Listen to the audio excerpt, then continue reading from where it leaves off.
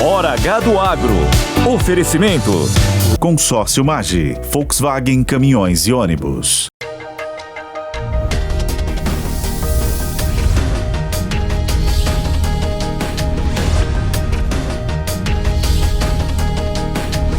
Hora H do Agro.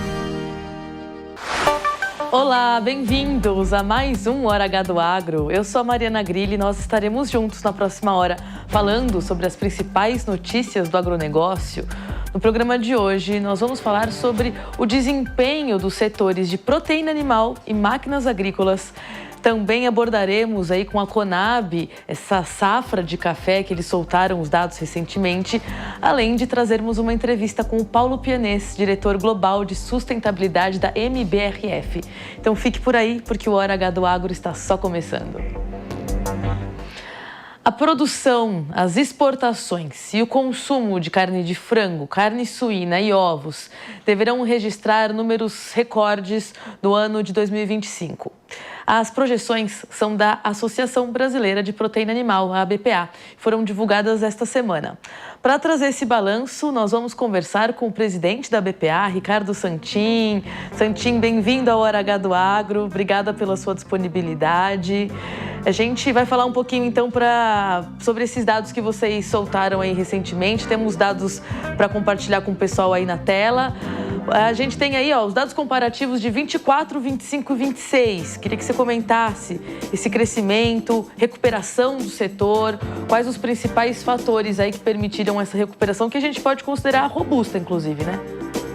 Olá, Mariana. Olá a todos os espectadores do Hora do Agro, da nossa querida Jovem Pan. Prazer imenso falar com vocês e apresentar e reforçar números positivos. Lembrando para o nosso espectador que esse ano foi o ano do primeiro e maior desafio da avicultura brasileira, que teve que enfrentar a influenza aviária, mas mesmo assim deverá chegar ao ano crescendo ou então em termos de estabilidade e de volume. Só para o nosso espectador entender, nos outros países, quando isso aconteceu, caiu 20%, 30% as exportações, deu diminuição de oferta no mercado interno, e o Brasil conseguiu, de maneira muito resiliente, manter a sua avicultura de corte, que é o chamado carne de frango, manter também essa avicultura de postura, que são a produção de ovos, e por outro lado, que não teve nenhum problema de doença, a suinocultura também continuou a fazer um bom desempenho, garantindo comida na mesa dos brasileiros. Santin, interessante a gente trazer esses números de diferentes produções, porque é isso, o brasileiro ele compõe a refeição dele, um pouco de ovos, um pouco de frango, um pouco de suínos, mas a gente tem visto algumas projeções aí que mostram altas expressivas na produção e nas exportações de ovos. Vem se falando mais do setor de ovos, inclusive nos últimos anos, né? Ele era, acho que, um pouco mais tímido, foi crescendo produção, consumo, o próprio setor fazendo mais propaganda também, né, do consumo de ovos. E a gente tem aí esses dados que mostram aí um salto de mais de 100%, inclusive nas exportações. O que está impulsionando tanto essa demanda internacional acelerada, né, uma exportação aí de mais de 100%, mas também esse boca a boca dos ovos, que eu entendo que tem a ver com a renda do brasileiro, mas tem a ver também com um despertar de consumo mesmo, mais receitas, mais criatividade na hora de estar na cozinha? São duas as causas, Mariana, para o setor da avicultura de postura especificamente. Lembrando aqui, você colocou aí os dados, produzíamos 54 bilhões de ovos em 2024, esse ano vamos produzir 62 bilhões e 250 e prevendo para 2026 chegar a 66 bilhões de ovos.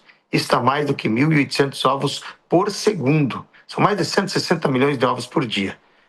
No mercado interno, você tem um processo de esclarecimento da população. Há anos atrás, 20 anos atrás, o brasileiro consumia 110 ovos per capita habitante ano. Hoje já está em 287 e deve chegar a mais de 305 no ano de 2026. Isso especialmente, claro que tem a ver aqui os efeitos Mondial, o efeito fitness, né, que tem, mas também tem, acima de tudo, a desmistificação de que o ovo causava colesterol, de que o ovo não era uma proteína boa. As pessoas perceberam que esse talvez, e é um fato científico, é o segundo melhor alimento disponível na natureza. Depois do leite materno, o ovo é o alimento mais completo disponível na natureza. E essa descoberta fez com que o ovo viesse para as academias, viesse para o dia a dia, tivesse inserido cada vez mais no café da manhã das pessoas e ajudasse como uma proteína, às vezes principal e às vezes complementar. Além disso, também, quando a gente olha o aspecto do crescimento de mais de 116% nas exportações, este lado foi, infelizmente, por conta da influenza aviária que assolou países na Europa e que assolou os Estados Unidos. Por conta da influenza aviária nos Estados Unidos, eles nos últimos 5 anos tiveram que abater mais de 140 milhões de aves. E essas aves fizeram falta na hora de colocar os ovos para os americanos poderem consumir, que são um dos grandes consumidores de ovos do mundo também. Por isso, os Estados Unidos abriu para que o Brasil pudesse exportar. Nós tivemos um crescimento da exportação que começou na casa de 100 toneladas, 200, e foi até 5 mil toneladas por mês. Depois, quando chegou o tarifaço do Trump, paramos a exportação. Mas mesmo assim, vai chegar a 40 mil toneladas, a gente vai crescer mais de 116%, mas também não é mais do que 2% daquilo que a gente produz. Ou seja, cresce em números muito importantes a exportação de ovos, mas não falta ovo na mesa do brasileiro. 98,5% daquilo que se produz de ovos no Brasil fica na mesa dos brasileiros, levando muita saúde e muitos nutrientes essenciais para os nossos brasileiros. Interessante trazer essa informação clara, né? Estamos exportando porque existe uma capacidade do setor, mas em primeiro lugar o brasileiro. E aí falando então no caso de carne de frango também, né? A gente vê aí um crescimento mais moderado, um consumo interno e a disponibilidade segue em expansão, porque o frango é isso, né? Ele é muito conhecido, consumido pelo brasileiro. A gente tem aí na tela, estamos falando em 2025 de 15 milhões, né? Um pouco mais aí, 15 milhões de toneladas. E vocês estão projetando, inclusive, um crescimento ligeiro, mas um crescimento para 2026. O que então, como que o setor está se preparando para atender essa demanda crescente? Vocês estão reparando que existe um poder de compra que leva ao brasileiro consumir mais? Ele está deixando de consumir alguma coisa para consumir frango? É um acréscimo ou é uma substituição? Porque eu acho que isso é interessante da gente, né, ter essa leitura também. E no caso do frango, Mariana, é um acréscimo, porque o frango já é a carne preferida do brasileiro e da brasileira. Nós já consumimos 45 quilos per capita ano. Este ano de 2025 deve fechar com 46 quilos per capita ano. Você bem falou, vamos produzir 15 milhões e 300 mil toneladas de carne de frango. A terceira maior produção mundial. O Brasil é o maior exportador do mundo, é o primeiro lugar, mas na produção nós somos o terceiro. Mas cresce 2% na oferta de mercado interno, exatamente porque tudo que a gente produz, 65% fica no Brasil. E depois a gente exporta 35% para ter 38,6% do market share global. Ou seja, de cada 10 frangos comercializados no mundo, quase 4 deles saem do Brasil. E esse hábito do brasileiro, ele é algo que já está consolidado. Então você tem os crescimentos vegetativos, o frango volta a crescer. Quando a gente olha o que se previa no começo do ano de 2025, ele até devia fazer mais, devia fazer 15 milhões e meio, 15 milhões e 400, e caiu um pouco a oferta, porque, como falamos na pergunta anterior, teve o episódio de influenza aviária e isso fez com que as empresas tivessem um pouquinho mais de precaução. Mas não está faltando, está aumentando a oferta do mercado interno e está aumentando a nossa exportação. Deve fechar o ano em 0,5%, esse mês de novembro deve fechar aí um pouquinho negativo, quase 0-0, e no final do ano devemos crescer com pequenos volumes. O número é um pouco menor, mas ele é muito impactante de maneira positiva quando a gente enfrentou um episódio de influenza aviária, conseguiu que o nosso produtor e a nossa produtora fossem resilientes junto com as empresas, não deixaram faltar comida na mesa do brasileiro e ainda conseguimos cumprir com o nosso dever de ser colaborador da exportação de mais de 150 países no mundo. E eu sei, a gente até conversou na época aqui, no caso de influenza aviária, que existe toda uma mobilização do setor, das diferentes etapas do setor, para conscientizar o consumidor de que aquele caso, mas né, a questão da doença em si não influencia na carne que chega, não influencia no que é consumido lá na ponta. De qualquer forma, Santin, vocês observaram uma redução no consumo na época? A população coloca um pouco o pé no freio, às vezes por falta de conhecimento mesmo, ou não? Mesmo naqueles meses ali, vocês separaram que o consumo seguiu, enfim, como padrão, como esperado?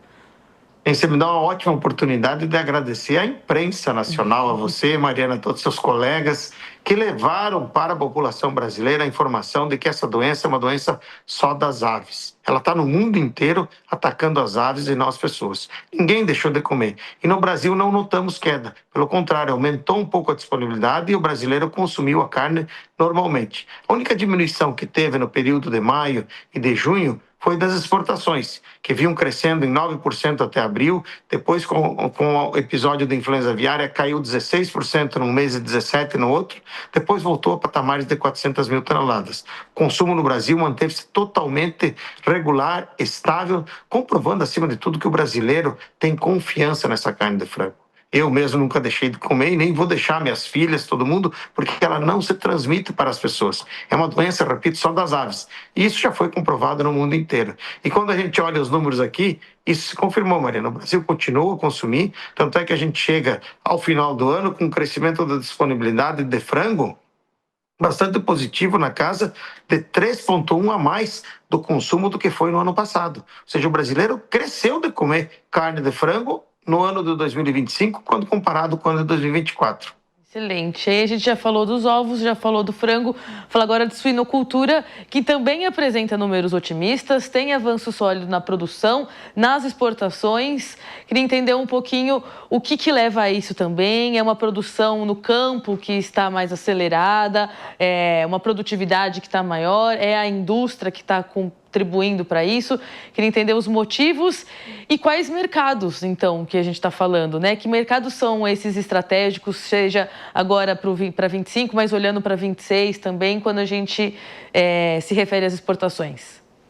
Bem, Mariana, na casa da suinocultura é importante lembrar ao nosso espectador que ela está ainda em processo de recuperação. O suinocultor perdeu, a suinocultura, muito dinheiro há 2, 3 anos atrás e começou o ano passado num processo de recuperação e esse ano também foi.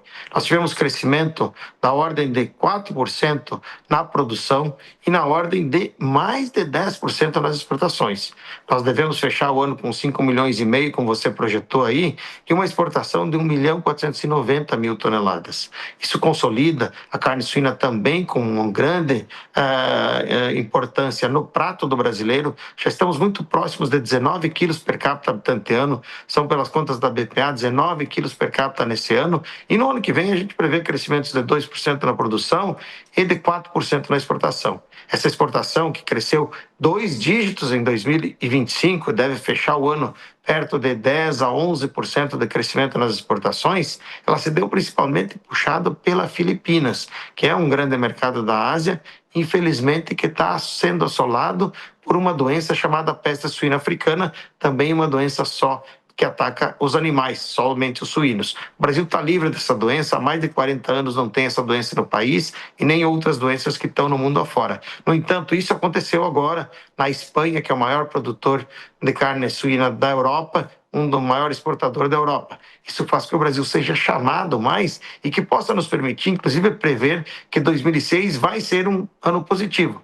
Aqui, nesse caso, vai ser positivo, inclusive, para todas as proteínas, para a carne de frango, para os ovos e para os suínos, especialmente porque o custo de produção deve se manter estável.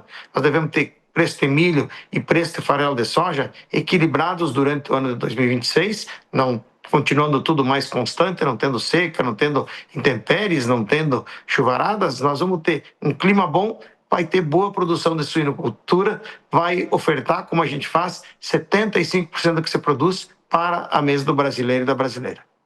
Perfeito. E fazendo um exercício, então, para 2026, eu sei que você já trouxe alguns números, essa análise, mas falando um pouco do setor de proteínas de uma forma geral, assim, um pouco mais ampla, um pouco mais holística, Eu queria entender um pouco, Santinho, o que você está olhando para 2026, lembrando que é um ano de eleições, isso certamente sempre mexe com a economia, com o cenário, com o brasileiro, com as decisões que o brasileiro toma.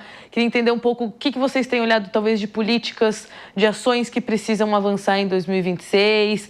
Tem, por exemplo, PL de licenciamento ambiental hoje, né? MP, no caso, né? A gente está falando aí de, então, novas obras para escoamento de grãos, isso de alguma forma bate na ração, que bate na proteína animal, né? Então, assim, fazer essas conexões. Que temas do Brasil em si, seja logístico, mas outros segmentos que você tem olhado, que a BPA se preocupa ou monitora para 2026? No ano de 2025, a gente teve um desempenho maravilhoso das nossas proteínas, muito capitaneado pelas ações do ministro Carlos Fávaro com seus secretários, Goulart, Roux, Alain, também com apoio do Ministério das Relações Exteriores, da Apex, do MIDIC, que a gente viu então que o principal tema regulatório foi vencido no ano do maior desafio sanitário. Agora a gente precisa sim evoluir, a gente tem o apoio do nosso governo, mas precisa sim evoluir, especialmente quando se fala em logística. Nós sabemos que vamos ter safras boas, especialmente quando fala em milho, as pessoas dizem, olha, tem etanol de milho, tem outras ameaças, exporta demais. Não, existe milho, uma safra de mais de 140 milhões de toneladas, vai assegurar milho para o frango, para o suíno, para o leite, para o confinamento de boi também, que vai se alimentar também do DDG, que sai do etanol de milho. Você tem o fortalecimento do Brasil e do agronegócio como um todo.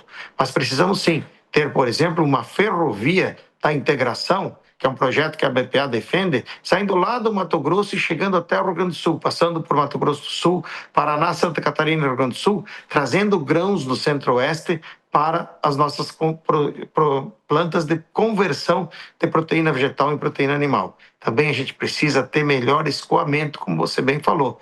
Nós estamos, infelizmente, 4 gerações de navios atrasados. Precisamos ter mais portos novos, e além daqueles que já existem, a gente precisa aumentar o calado desses portos e precisa também aumentar os berços dos navios para que possam atracar navios grandes como o Panamax, que são muito mais eficientes e muito mais sustentáveis. Isso é o que o Brasil olha, então a gente olha no nosso radar a manutenção da sanidade, e o governo tem investido, ou seja, nossa produtora precisam levar a primeira regra de ouro de todas, que é cuidar da biosseguridade, cuidar da sanidade, da saúde dos seus plantéis.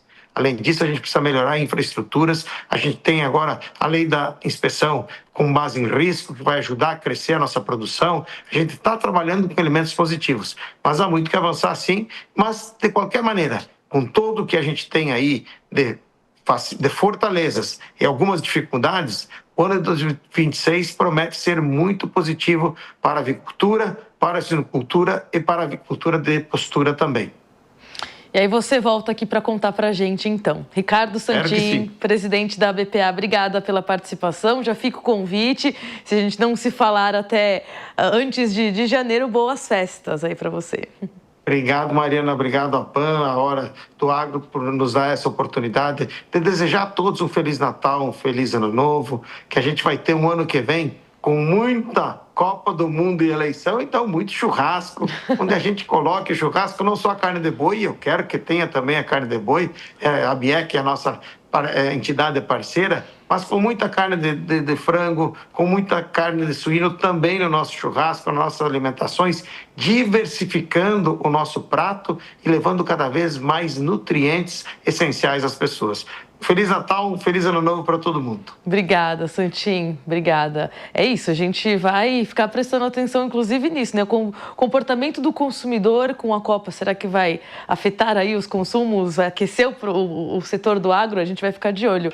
E agora a gente vai falar sobre a previsão do tempo para a próxima semana. Esse é mais um Por Dentro do Clima. Por Dentro do Clima.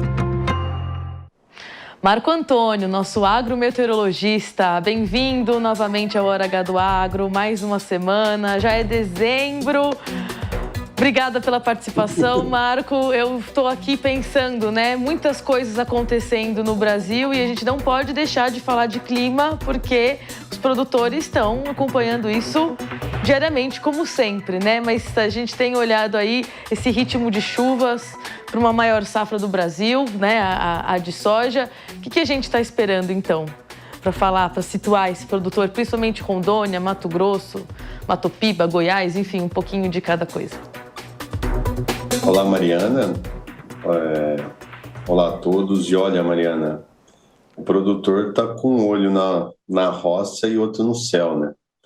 Por conta realmente dessa irregularidade que as chuvas vêm ocorrendo no Brasil de uma forma geral. Nós estamos já em dezembro, né? E realmente até agora não se teve chuvas generalizadas em nenhum canto do Brasil. Nós tivemos as chuvas que estão ocorrendo, estão muito irregulares. Isso vem trazendo muita preocupação e até mesmo já perdas de produtividade em muitas regiões do Brasil com relação à soja, né? Perdas de produtividade da soja. Mas, de uma forma geral, as perspectivas ainda são muito boas para o Brasil com relação à produção. Quando você olha as análises, olha o campo de uma forma geral, e aí olhando um todo, não dá para se falar numa safra menor do que 175 milhões ainda, apesar de muita gente olhar, né, para suas lavouras e ver que a quebra muitas vezes está grande esse ano. No entanto, as chuvas retornaram aí nos últimos dias, né, na última semana, aí, sobre grande parte das regiões centrais e norte, ou seja, o Cerrado como um todo, aí, englobando até o estado de São Paulo. Isso trouxe um pequeno alívio para algumas lavouras. Mas, do outro lado, o sul vem amargando já algumas irregularidades, né? As chuvas ocorridas no último final de semana não foram boas, falhou em muitas regiões do Rio Grande do Sul, de Santa Catarina, Paraná e Mato Grosso do Sul. Isso trouxe um certo desespero, porém, já a partir agora do dia 9 agora, no começo dessa semana, uma nova frente fria, né, agora 9 de dezembro, né, agora esse início de semana, uma nova frente fria estará avançando pelo sul do Brasil, levará chuvas ao sul, e essa frente vai provocar novamente chuvas em grande parte da faixa central. A gente observa nas imagens de satélite, aí nos radares meteorológicos, chuvas pipocando toda a tarde em grande parte do Brasil, né, principalmente no sudeste, centro-oeste, no Bitobá, e aí regiões como Rondônia e Pará, mas sempre, como eu disse, né, aquelas pipoquinhas de chuvas. A gente não vê uma mancha grande de chuvas abrangendo toda uma grande região. E isso vai continuar acontecendo ao longo aí do mês de dezembro. Então, mas o fato é que as chuvas estão mais frequentes, vem ocorrendo mais chuvas, o sul deve receber chuvas agora, como eu disse, entre os dias 9, 10 e 11, e se isso acontecer de fato, se essas chuvas se confirmarem, eu acho que aí dá uma tranquilizada no setor, uma tranquilizada aí nos produtores. Mas, por outro lado, caso essas chuvas não se confirmem, que eu acho muito, muito, muito difícil de não se confirmarem, mas caso essas chuvas no sul, principalmente no Rio Grande do Sul, Santa Catarina e sul do Mato Grosso do Sul, e até mesmo no Paraguai, não se confirmarem, a próxima chuvas é só próximo ao Natal. Então, vai abrir aí uma janela de mais de 20 dias sem chuvas. Isso pode trazer problemas sérios aí para a produção de soja, né, e principalmente de milho no sul do Brasil. Agora, Marco Antônio, antes da gente encerrar, eu queria que você nos ajudasse, então, a ter um breve histórico de tudo isso que você está contando, né? Todo esse mapeamento que você traçou para a gente agora nesses próximos dias de dezembro. É um comportamento que está parecido com os outros dezembros, né? Ou pelo menos essas primeiras semanas, a primeira quinzena de dezembro, ou de alguma forma é um comportamento diferente. Acho que é interessante a gente fazer essa comparação para ver, de fato, se sim, os produtores eles estão passando pelos mesmos cenários, pelas mesmas irregularidades nessa época do ano, ou essa instabilidade, de fato, é algo que está fazendo o produtor ter que se adaptar a cada dezembro, um novo manejo, um novo calendário, uma nova chuva, uma nova irregularidade. Vou tentar ser muito breve. Com tudo isso que você me perguntou, vamos lá. Joguei a bomba e saí correndo. É o seguinte, primeiro nós estamos sob efeito de uma laninha. Por estar sob efeito de uma laninha, era para a gente estar vendo ausência de chuvas no sul, como estamos vendo, até está dentro de uma normalidade, porém, excesso de chuvas e chuvas muito generalizadas e até mesmo invernadas sobre a região central e norte do Brasil. No entanto, o fato das águas do Oceano Atlântico estarem mais frias do que o normal, isso vem mantendo uma condição desfavorável para que os corredores de umidade vindo da Amazônia se organizem de fato e tragam chuvas mais generalizadas, caras de laninha. Então, se a gente pegar o dezembro, tá? Sob influência da laninha, esse há muito tempo, mas há muito tempo mesmo, não se via um dezembro tão seco e com chuvas tão irregulares, e está mais associada ao Atlântico Frio do que a laninha que ocorre lá no Pacífico Central. Quando se olha por um dezembro que é com cara um pouco de El Niño, aí não, parece que as coisas estão mais semelhantes, mas a gente não está sob efeito do El Niño, estamos sob efeito de uma laninha.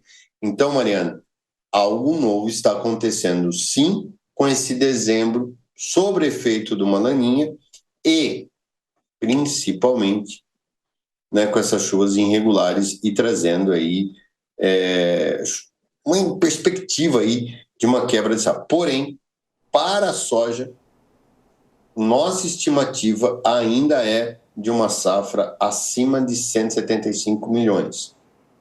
Porém, cabe algumas correções para frente? Cabe, mas eu acho muito difícil cair tanto como já ouvi falar aí alguns setores.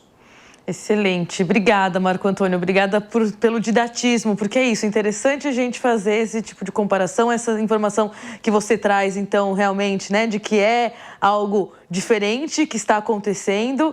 E é interessante ter essas percepções, porque isso muitas vezes lá na frente, daqui a alguns anos, pode mexer nos ARC, né, no zoneamento agrícola, nesses calendários de vazio sanitário. Então, sempre bom a gente fazer essas conexões com o céu e a terra, literalmente, né? Exatamente, né? Porque a gente está envolvido nisso, né? E realmente nós estamos com uma mudança nos padrões climáticos e isso está realmente trazendo novas perspectivas aí, novos desafios climáticos aí.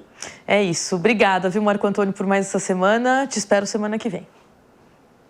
Até semana que vem. Tchau, tchau. Tchau, tchau. E na última semana foi divulgado pela Associação Brasileira da Indústria de Máquinas e Equipamentos, a ABMAQ, o desempenho do setor de bens de capital mecânicos do mês de outubro de 2025. Os indicativos foram afetados negativamente pelas altas taxas de juros e pelo tarifaço de Donald Trump. Vamos saber mais na reportagem da Camila Yunes. O mês de outubro não teve indicativos tão positivos para o setor da indústria de máquinas e equipamentos. Segundo o último relatório da ABMAQ, a receita líquida total caiu 3,4% em relação ao mesmo período do ano passado, ficando em 26 bilhões e 200 milhões de reais, enquanto o mercado interno recuou 4,7% e fechou em 18 bilhões e 200 milhões de reais. Alguns segmentos puxaram essa redução, como é o caso das máquinas agrícolas, componentes e máquinas para construção. A avaliação do presidente executivo da ABMAQ, José Veloso, é de que esse cenário decorre da alta da taxa de juros. A Selic foi mantida pelo Banco Central e segue em 15% ao ano. Para José Veloso, um dos maiores problemas do setor é a falta de financiamento. números constantes, né? Já descontaram a inflação. Então, nós estamos tendo uma desaceleração do setor em função da alta da taxa de juros, né? O maior problema do setor hoje é a falta de financiamento com custo compatível com o retorno do investimento, né? Então, é grande a quantidade de vendas que a gente faz sem financiamento. E quem compra máquinas, ele quer financiamento. O setor também foi atingido pelo tarifaço de Donald Trump. As exportações para os Estados Unidos caíram 31%. O mercado norte-americano representava 25% das vendas do maquinário brasileiro e agora corresponde a 13%. No entanto, de forma geral, as exportações cresceram 7,2% em relação a 2024 e 12% quando comparado ao mês de setembro. As vendas foram puxadas por máquinas para infraestrutura e indústria de base, petróleo e energia renovável. No acumulado do ano, as exportações subiram 1%, com alta de 18,6% para a América do Sul e queda de 12,4% para a América do Norte. No entanto, o presidente da ABIMAQ disse que o país conseguiu compensar as exportações para outros países, como a Argentina, com aumento de 2,3% nas vendas, e Singapura, com elevação de 127%. Nós conseguimos compensar essa perda de faturamento com o crescimento da Argentina e o forte crescimento também de exportação para Singapura. Mas lembrando que não são produtos que a gente vendia nos Estados Unidos e desviamos para esses outros mercados. Máquinas e equipamentos não é assim que funciona. Veloso diz que a recente conversa por telefone entre os presidentes Luiz Inácio Lula da Silva e Donald Trump não é considerada um avanço nas negociações entre os dois países. Em outubro, o governo federal anunciou que Brasil e China farão uma parceria para a criação de um laboratório de mecanização agrícola. A gestão Lula diz que o laboratório fará monitoramento ambiental e análise de dados, com o objetivo de auxiliar a agricultura familiar. O espaço será instalado no Instituto Nacional do Semiárido, vinculado ao Ministério da Ciência, Tecnologia e Inovação, em Campina Grande, na Paraíba. O presidente executivo da ABIMAQ, José Veloso, criticou a decisão. No caso vou citar dois exemplos. No caso da Argentina, nós vendemos para a Argentina há décadas, né? Na década de 90, nós vendíamos muitas máquinas na Argentina. O que aconteceu foi que recuperou a economia argentina. A economia argentina melhorou e a taxa de investimentos em máquinas lá na Argentina aumentou. Então não tem nada a ver com o tarifaço. E o Singapura, a maioria das vendas, grande maioria, esmagadora maioria, o cliente final é a Petrobras. Por quê? Porque é o Repetro, a construção de plataformas continentais FPSO em Singapura, compradas pela Petrobras. O estaleiro de Singapura compra as nossas peças, monta no FPSO, então é uma exportação, mas depois Singapura vai exportar essa plataforma para o Brasil, então acaba voltando para o Brasil. Então é uma exportação para Singapura, no entanto o mercado é o mercado brasileiro. Em relação aos números de outubro, a ABIMAQ diz que o setor terminou o mês com 423 mil funcionários, queda de 0,8% sobre o mês de setembro. Quando comparado a 2024, houve crescimento de 6,3% no número de empregados do setor. A associação diz ainda que as exportações devem cair 1,9%. O mercado interno deve crescer 9,2% e a receita total deve fechar 2025 com alta de 6,1%. A entidade destaca que as tarifas adicionais de 40% impostas pelos Estados Unidos seguem pressionando os fabricantes brasileiros. Agora nós vamos para um rápido intervalo e na volta vamos conversar com a Conab sobre a estimativa positiva para a safra de café. Não sai daí, é rapidinho.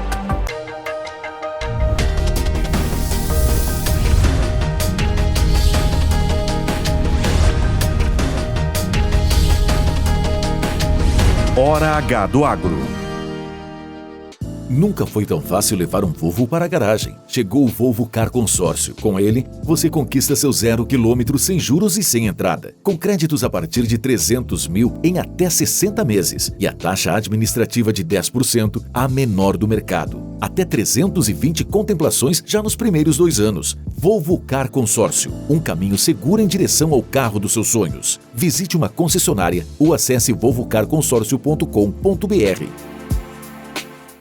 Você trabalha muitas horas por dia, paga as contas e não consegue aumentar seu patrimônio e ainda se sente perdido, sem saber o que fazer para mudar essa realidade? Agora existe uma solução acessível para você blindar seu patrimônio das crises econômicas e das incertezas do futuro.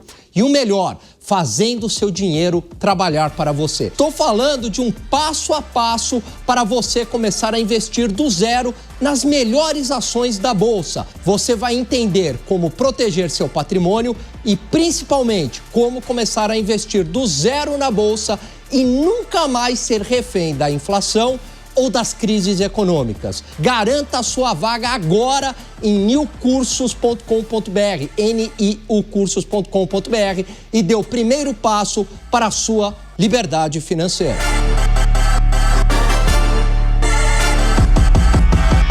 Nós nos conhecemos muito jovens. Foi o maior proprietário de ideias do rádio.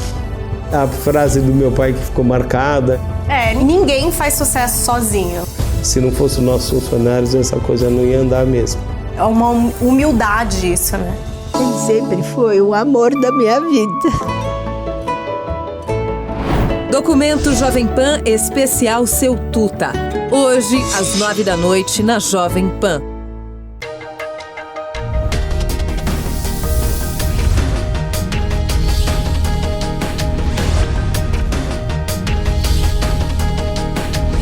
Hora H do Agro. Estamos de volta com mais um Hora H do Agro aqui na Jovem Pan News. A Companhia Nacional de Abastecimento, a Conab, divulgou no dia 4 de dezembro o último levantamento da safra brasileira de café, referente ao ano de 2025. De acordo com os dados, o Brasil fechou a safra com a produção de 56 milhões e 500 mil sacas de café de 60 quilos, que é aí o padrão, né? Os 60 quilos são o padrão. E esse é o terceiro melhor resultado, então, da série histórica, ficando atrás somente dos anos de 2020 e 2018, segundo a Conab. E com a colheita encerrada, o volume, então, ficou 4,3% acima do registrado na safra anterior. Para falar sobre esses dados, para a gente entender como é que funciona esse levantamento, nós vamos conversar com o Fabiano Vasconcelos, que é gerente de acompanhamento das safras da Conab. Bem-vindo ao Hora H do Agro, Fabiano. Obrigada pelo seu tempo, pela sua disponibilidade. Eu queria, então, que você trouxesse mais compreensão um pouquinho desses números que eu trouxe, né? Porque mesmo em ano de bienalidade negativa, a produtividade em média cresceu 5,5% quando a gente olha para o país como um todo, né? Quais fatores foram determinantes para esse desempenho positivo? E esse desempenho positivo, ele está mais no Conilon do que no Arábica, se eu não me engano, mas queria que você também trouxesse essa explicação, por gentileza. Olá, Mariana. Bom, é isso. O Brasil, ele produz as duas espécies. O Arábica, o país é o maior produtor de Arábica do mundo. E o café, ele tem essa especificidade aí, fisiológica mesmo, é uma planta perene, que principalmente o Arábica ele sofre com a bienalidade, em que em um ano ele consegue produzir bem, no outro ele acaba, a planta acaba se preservando ali, funcionando a parte mais vegetativa para voltar a produzir bem no ano seguinte. Então, esse ano era um ano de bienalidade negativa, em que naturalmente as produtividades, principalmente do Arábica, elas reduzem em função disso. E o Conilon é uma planta mais robusta, enfim, que tem uma condição um pouco melhor, ela não sofre tanto com a bienalidade, o clima é que impacta mais. E aí, para o Conilon, o clima foi muito bom. A região do Conilon, o principal estado produtor é o Espírito Santo, depois a gente tem Bahia e Rondônia também como principais estados produtores do Conilon, e o clima foi bom. Já para o Arábica, além da bienalidade, em Minas Gerais, ali, que é o principal estado produtor, em algumas regiões a gente teve excesso de calor, enfim, uma uma condição um pouco não tão boa, que também acabou impactando nessa produtividade. Mas assim, de uma maneira geral, somada das duas espécies aí, o conilon teve de fato um rendimento muito bom. Isso acabou favorecendo a produção brasileira para esse terceiro melhor resultado na série histórica da Conab. Era isso que eu ia falar.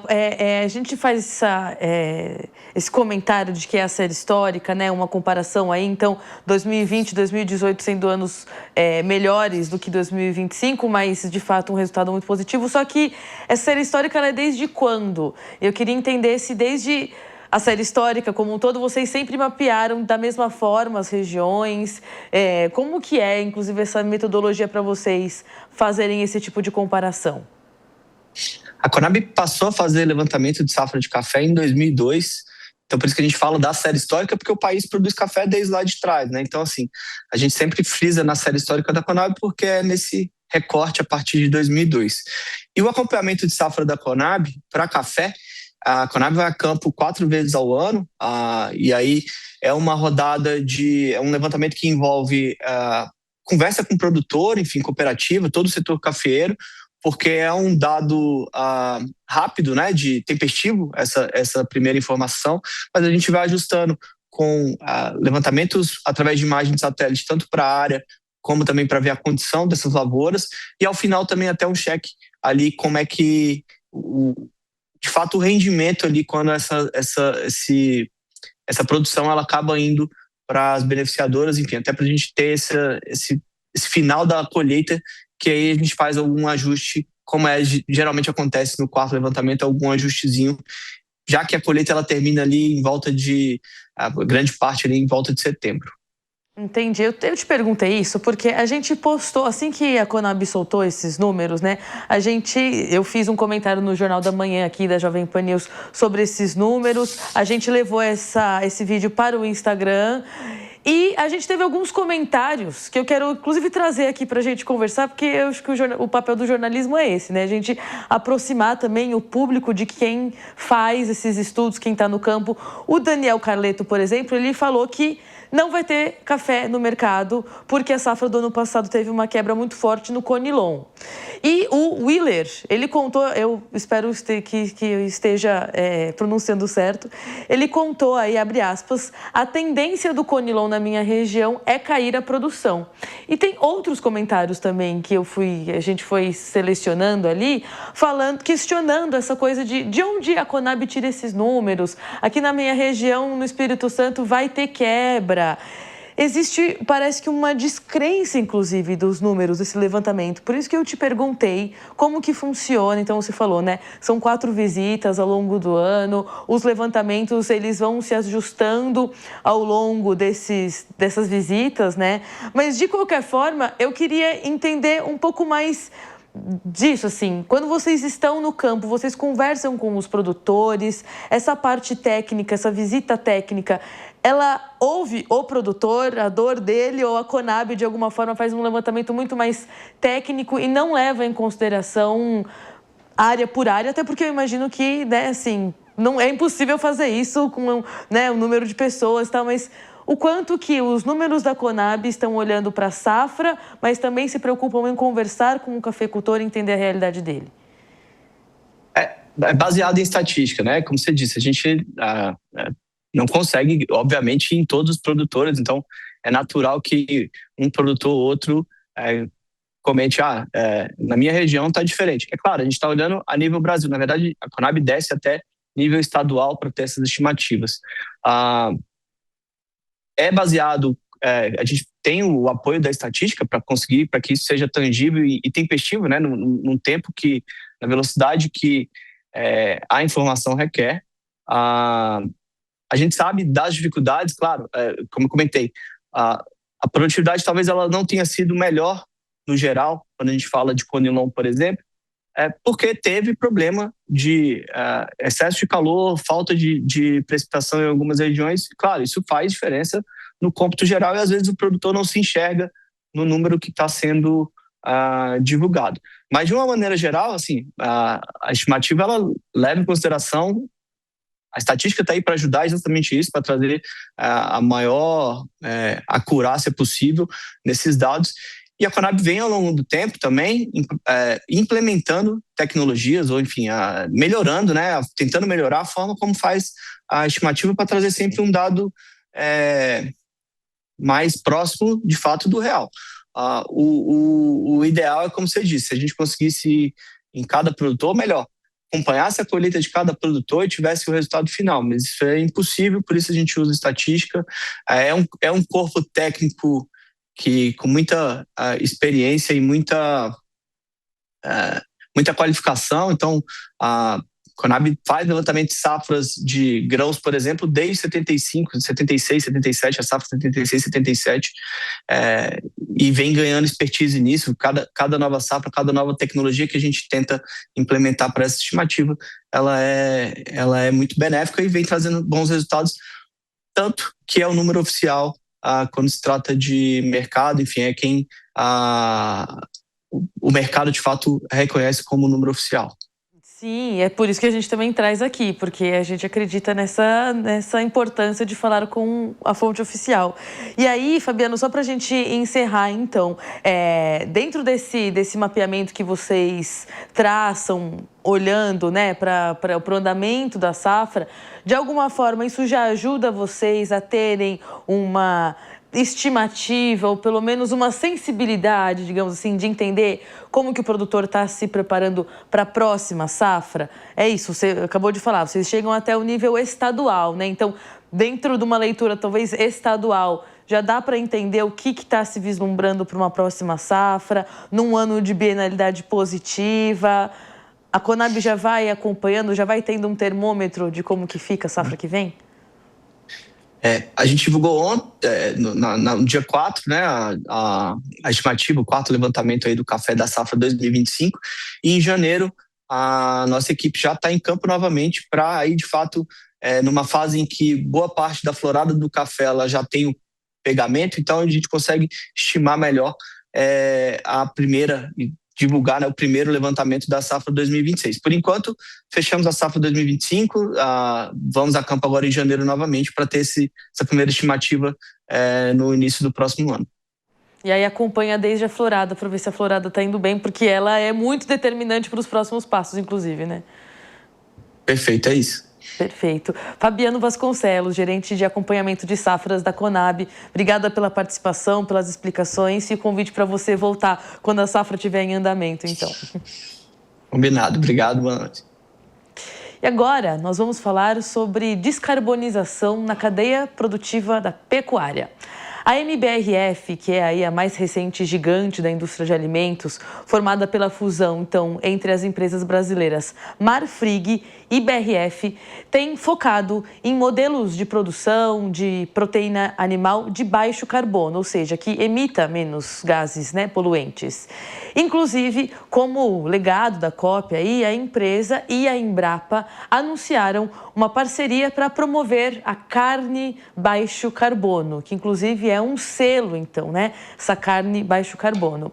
Para falar mais sobre essas iniciativas, para a gente conversar sobre como que a indústria está olhando, então, para essa carne que leva um selo de baixo carbono, nós vamos conversar com o Paulo Pianês, que é diretor global de sustentabilidade da MBRF. Bem-vindo ao Hora H do Agro. Paulo, eu queria te perguntar, então, começar essa entrevista perguntando como que a BMRF está, então, monitorando, controlando a cadeia de fornecimento, porque para a gente falar de pecuária sustentável, esse é um dos pilares, né? Um dos principais e um dos primeiros assuntos. Então, como que está essa rastreabilidade, tanto de diretos quanto indiretos, porque isso também é importante da gente deixar claro para quem nos assiste. Perfeito, Mariana. Na verdade, eu diria que é um assunto prioritário e, além de prioritário, talvez seja o maior desafio que a gente tem na pecuária brasileira, né? E a gente sabe que o monitoramento, o controle desde a origem até chegar na indústria, ele é fundamental e cada vez mais existe uma demanda para que esses produtos sejam efetivamente controlados. Nesse sentido, o que nós temos feito aqui na MBRF? Na verdade, a gente começou essa jornada lá em 2010, quando a companhia implementou um sistema de monitoramento baseado em georreferenciamento e em geomonitoramento, com controle de imagens via satélite. E esse controle, que é eminentemente um controle territorial, ele faz com que a gente tenha a capacidade de olhar as fazendas pelas quais o gado passa, uma a uma, desde o momento em que esse animal nasce até o momento em que ele vai para a última fazenda, que é aquela que vai fazer a entrega para a MBRF. Isso faz com que a gente tenha controle total na cadeia de custódia. E o que faz essa verificação? Essa verificação, basicamente, ela pega dados territoriais. Então, por exemplo, numa determinada fazenda, por meio das imagens de satélite, a gente vai verificar se aquele animal não passou por uma área que tenha desmatamento, por uma área que seja uma unidade de conservação, uma terra indígena, uma terra quilombola, e ela também faz cruzamento de base de dados. Então, se aquele território não está vinculado a um CPF ou um CNPJ que esteja incluído na lista de trabalho escravo, e também se não tem nenhum tipo de embargo, seja um embargo municipal, um embargo estadual ou até mesmo um embargo no IBAMA. Então, com isso, a gente consegue assegurar essa cadeia de custódia como um todo, fazendo com que esse animal, que depois vai se transformar num produto que vai estar na mesa dos consumidores, ele efetivamente está livre de desmatamento e também sem nenhum tipo de passivo social ou ambiental. Mas vocês, só para esclarecer, vocês hoje conseguem fazer 100% do mapeamento? Sim, hoje, na verdade, a gente já está com 100% dos fornecedores diretos, isso já, na verdade, já vem há bastante tempo, né? E nós já atingimos 90% dos indiretos. Até o final desse ano, que está aí muito próximo, a gente completa 100% da cadeia de custódia. Então, nós teremos 100% de fornecedores diretos e 100% da cadeia de fornecedores indiretos totalmente rastreada, totalmente controlada, da origem até o momento em que esse animal está prestes a ser enviado à MBRF. Agora, em relação a isso, né, a gente está falando de acompanhar a origem desse animal para que ele vire um produto, como você falou, né, na mesa do brasileiro. E isso, então, obviamente, está ligado com a pauta de rastreabilidade, que se discute muito, inclusive dentro do governo federal, por conta da rastreabilidade individual dos animais. A gente já conversou um pouquinho sobre isso. Queria que você trouxesse, por gentileza, a sua avaliação, a avaliação da MBRF em relação a esse avanço, porque já se tornou um pouco mais palpável a rastreabilidade individual. Já existe uma tecnologia, isso já avançou no estado do Pará, mas ainda não está tão transparente assim, não é tão factível quando a gente olha para o tamanho do rebanho brasileiro. Como que vocês avaliam isso? Gostaria de saber se você é a favor da brincagem individual, a favor, e se você vê isso realmente se tornando realidade no Brasil. Bom, a MBRF, desde o início, a gente apoia toda e qualquer iniciativa, né, que faça com que haja rastreabilidade no Brasil, principalmente a rastreabilidade individual. Esse é um instrumento mais seguro para que você tenha um controle total da cadeia de custódia, porque você vai estar identificando um animal com um instrumento que permite você fazer o rastreio dele, e não só do território, à medida que ele vai passando pelas várias fazendas ou pelas várias áreas até o momento em que ele vai para a indústria. Então, nós somos totalmente favoráveis. A gente vê com muito bons olhos, a gente tem participado ativamente desse processo no âmbito do MAPA, da construção, da idealização, da construção e da viabilização da implementação de um sistema de identificação individual para rastreio no Brasil.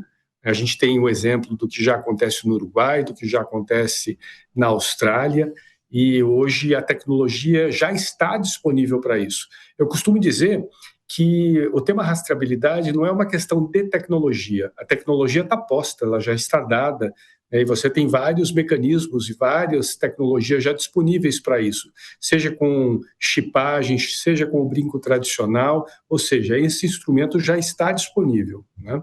O que a gente precisa é fazer essa viabilização do ponto de vista de dar escala para essa rastreabilidade. E é nisso que o governo federal e também o governo do Pará e também a iniciativa do Passaporte Verde no estado de Mato Grosso agora, né, procura viabilizar em escala. E nós apoiamos todas essas iniciativas, apoiamos tanto do ponto de vista de viabilizar, como do ponto de vista da discussão técnica e da interlocução junto à cadeia de produção para poder fazer com que isso seja implementável. Agora, é sempre muito importante ter em mente que quando a gente fala de rastreabilidade, tem 2 aspectos que para a gente são fundamentais. O primeiro é que a gente tem que sair da lógica da exclusão e partir para uma lógica da inclusão. Se à medida que eu estou fazendo rastreio, principalmente quando envolve pequeno produtor, e como você sabe, a maioria dos produtores dentro da cadeia pecuária brasileira, eles são pequenos produtores. Muitas vezes eles não têm acesso a recurso, eles não têm acesso à tecnologia propriamente dita, não têm acesso à assistência técnica, e isso, obviamente, faz com que seja muito mais desafiador para você fazer uma implementação desse tipo de tecnologia, né? Então, a gente tem que, à medida que a gente vai implementando essa tecnologia e se identificado algum tipo de problema num determinado produtor, em vez de simplesmente excluí-lo, é importante que a gente ajude esse produtor a identificar qual é o problema, para que esse problema possa ser endereçado, regularizado e ele permaneça na cadeia de suprimentos. Esse é um ponto muito, muito importante, né? O outro ponto muito importante é que a gente viabilize também as condições para que esses produtores possam implementar a tecnologia do ponto de vista de recurso para que isso aconteça, e numa outra ponta, os outros agentes também estejam dentro dessa cadeia de implementação, né? Organismos e instituições financeiras para ajudar no financiamento, no recurso necessário para que isso aconteça, numa ponta, e numa outra ponta, política pública também, para que faça com que haja uma homogeneização em todo esse processo, para que ele efetivamente seja nacional. Muito interessante, Paulo. Te agradeço muito por essas explicações, porque é isso, a gente tendo uma rastreabilidade robusta no Brasil, a gente consegue saber a origem, trabalhar nessas carnes de baixo carbono, né? A gente não vai conseguir aqui se estender muito nesse assunto, mas é importante saber que é uma uma produção rastreada que dá a origem, que permite, por exemplo, saber como é que estão as emissões de gases a partir desse rebanho, né? Fazer com que a tecnologia seja aí a favor também do meio ambiente. Espero contar com você em outras participações aqui para a gente mergulhar mais em tantos assuntos dentro da pecuária. Paulo Pianese, diretor global de sustentabilidade da MBRF. Obrigada de novo pela participação. Eu que agradeço a oportunidade, foi um prazer falar contigo. E nosso programa fica por aqui, mas você continua conectado nas nossas redes sociais, ligado na programação da Jovem Pan News. Muito obrigada pela sua companhia, agradeço a todo mundo que faz o programa comigo e a gente te espera na próxima semana. Até lá, um abraço.